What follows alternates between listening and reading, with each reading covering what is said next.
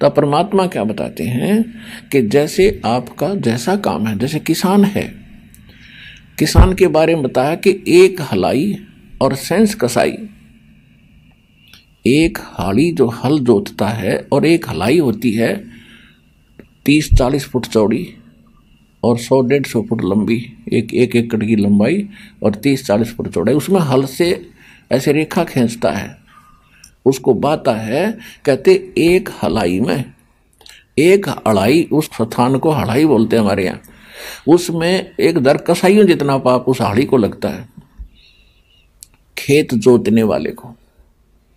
अब इसका और बाकी जैसे हम चलते हैं फिरते हैं, मजदूर कस्सी से काटता है, जमीन खोदता है, उसको भी पाप लगते हैं। कोई भी काम करते हैं सब में पाप हैं, लेकिन ये हमारे कर्तव्य कर्म बता रखे हैं।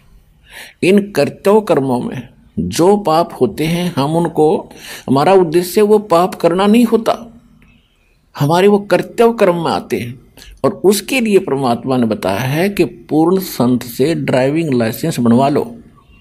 यानी परम संत से जब आप मंत्र ले लोगे तो आपका लाइसेंस हो गया कि ये व्यक्ति भगत है, आत्मा नर्म है, भगवान के विधान से परिचित है, ये जानबूझ कर बेमतलब से जीवन नहीं मार सकता। हाँ, जो अनजानपने में मरते हैं, उसके कर्म में मरते हैं, उसकी क्रिया में मरते हैं, तो उनका पाप नहीं लगता।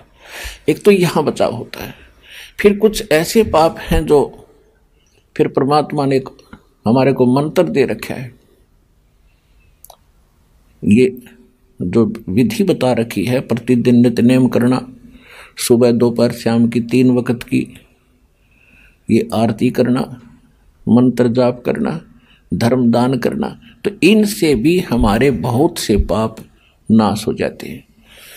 जैसे प्रतिदिन कपड़ा पहनते हैं हम, कपड़ा तो पहनना पड़ेगा, मैला भी होगा, स्वाभाविक है। यदि उसको फिर साबुन और जल से धो लिया जाए तो स्वच्छ हो जाता है। तो परमात्मा ने जो साधनाएं हमें बताई हैं इन कर्मों को धोने के लिए, यानी जो जान कर मारे वो पाप, अनजाने में मर जाए वो पाप नहीं, लेकिन फिर भी उसमें क्रिया देखी जाती है। और कुछ ऐसे कर्म हैं जो हमें जो करने पड़ते हैं, जिस कारण से हम उनके लिए फिर क्या बता रखा है, ये प्रतिदिन की साधना बता रखी है। तो ये साबुन और